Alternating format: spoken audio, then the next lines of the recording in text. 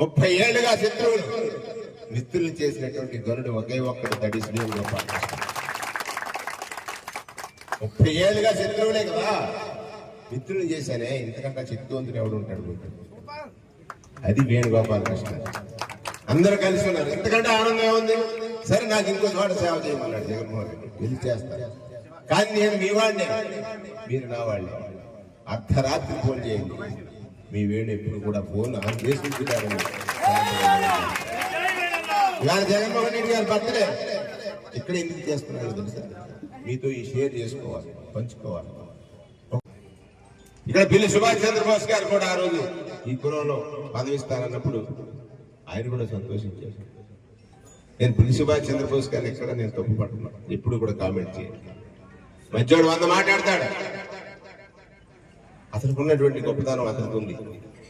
నేను ఒక్కడే అడిగాను, ఇవాళ ఏదైతే చేశాడో జగన్మోహన్ రెడ్డి గారికి చెప్పి అది చేసుంటే ఆయన కాళ్ళు కడిగి నీళ్లు నెత్తున జల్లుకొని ఆయనకు అప్పచెప్పి వెళ్ళిపోయేవాడు. కానీ నన్ను దొంగగాను లంచిగాను చిత్రీకరించడానికి బాధపడ్డాను తప్ప, మీలో ఎవడైనా ఛాలెంజ్ చేస్తాను, ఏ పనికైనా వచ్చి ₹1 నాకు కానీ నా కొడుకు కానీ ఇచ్చినట్టు ఇప్పుడే రాజకీయాలు వదిలేసి వెళ్ళిపోతాననేటువంటి మాట. మీకు పదవులు వచ్చాయి, మీ కష్టం ఉంది. ఎవరికి న్యాయం, ఎవరికి ఇస్తే న్యాయం అనుకున్నారు వాళ్ళకి ఇచ్చారు. పదవి రానుడు వారిశాడు, కేకలేశాడు, నేను దోపిడీ చేస్తానంటే అడ్డుపడ్డాడు. వేడనేటువంటిది 100 మాటలు చెప్తున్నాడు. దయచేసి ఈ రామచంద్రపురాన్ని రక్షించండి మిమ్మల్ని అడుగుతున్నాను.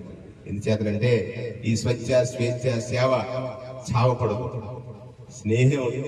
స్నేహం దీన్ని పెంచాలి తప్ప పెంచకూడదు అనేటువంటిది మిమ్మల్ని నేను కోరేటువంటి ఒక కోరిక. నేను కోరుకున్నదాన్ని నేను సమర్థుడిని. 30 సంవత్సరాలు మాట్లాడుకోలేనండి, కలిసి కూర్చోబెట్టి మాట్లాడించిన దమ్మున్న నాయకుడిని అని నేను చెప్పగలను. ఇవాళ అక్కడికి వెళ్ళినా ఇక్కడికి వెళ్ళినా ఇక్కడే ఉంటారు. ఇల్లు కట్టుకోవడం పాపం అన్నారు, మీకు నేర్పుదామనుకున్నాను. నాయకుడు ఎలా ఉండాలి, దుకాణాల్లో చెట్ల కింద కొట్ల కింద. ఇవాళ ఇంత మంచి ప్లేస్ ఉంది కదా, ఇక్కడ కూర్చున్నాం. గతంలో ఎక్కడ ఉన్నాం, పంచంలో ఉన్నాం.